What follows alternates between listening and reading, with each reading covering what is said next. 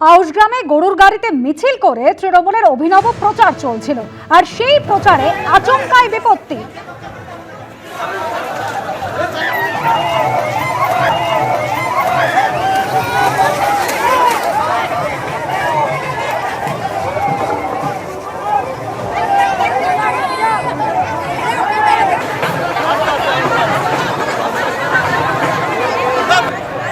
দেখতে পাচ্ছেন আউশগ্রামে তৃণমূলের অভিনব প্রচার চলছিল, আর প্রচার চলাকালীন ভয় পেয়ে আচমকাই গরু পালিয়ে যাওয়ার চেষ্টা করে এবং কাঁধের জোয়াল ফেলে রেখে গরু পালানোর চেষ্টা করে, তার ফলে আতঙ্ক ছড়ায়। এরপর পায়ে হেঁটেই প্রচারের ব্যবস্থা করতে হয় তৃণমূল কংগ্রেসকে। সেই প্রচারের ছবি রেখেছে আপনাদের সামনে। হুড়োহুড়ি পড়ে যায় সাধারণ মানুষের মধ্যে, গরু আচমকায় পালিয়ে যাওয়ার চেষ্টা করে, এরপর হেঁটেই তৃণমূল প্রার্থী তিনি প্রচার করেন।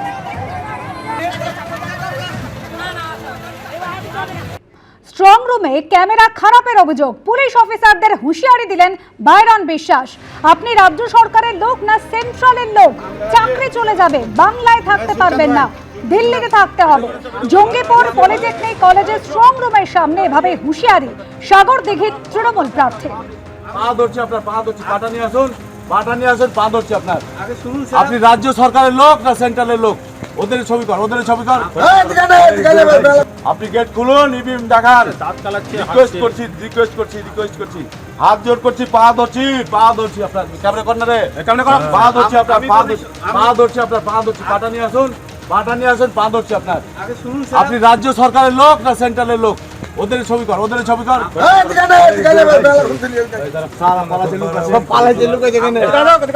আপনি আমাদের রাজ্য সরকারের পুলিশ। তৃণমূল প্রার্থী বাইরন বিশ্বাসের অভিযোগ শুনে রাজ্য বিজেপি সম্পাদক শাখারব সরকারের প্রতিক্রিয়া, পরাজয়ের আর্তনাদ।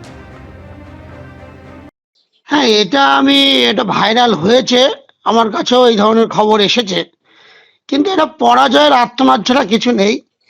একের পর এক ওদের পরাজয়ের চিৎকার, আর্তনাদ।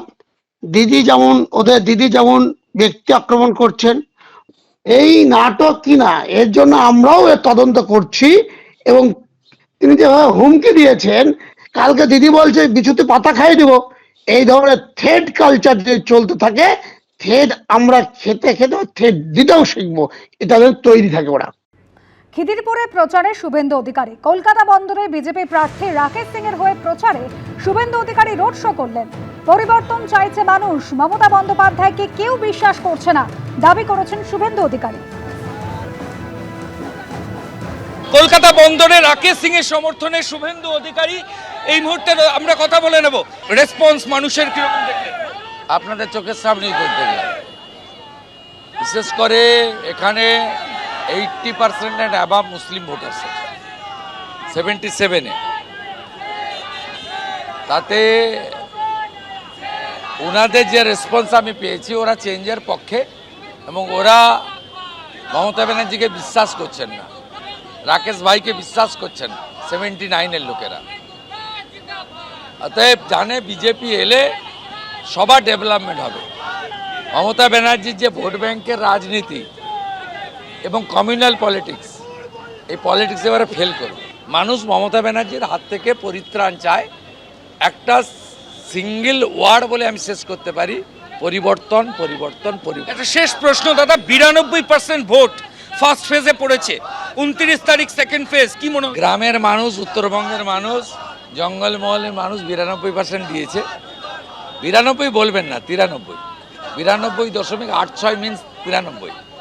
শহরের মানুষ 95% ভোট করবে, ববি হারলে ভোট করবে। ববিয়াকে হারছে, এসআইআর এর পরে ওর জেতার কোনো জায়গা নেই। আমরা শুভেন্দু অধিকারীর সাথে কথা বলছিলাম এবং তিনি স্পষ্টভাবে যেটা জানালেন, মিটিং এখানে শেষ হয়েছে, র্যালি শেষ করে তিনি ইকবালপুরে এবং রাকেশ সিং এর জয়ের ব্যাপারে তিনি কিন্তু যথেষ্ট আশাবাদী। এবিপি আনন্দ, এগিয়ে থাকে, এগিয়ে রাখে।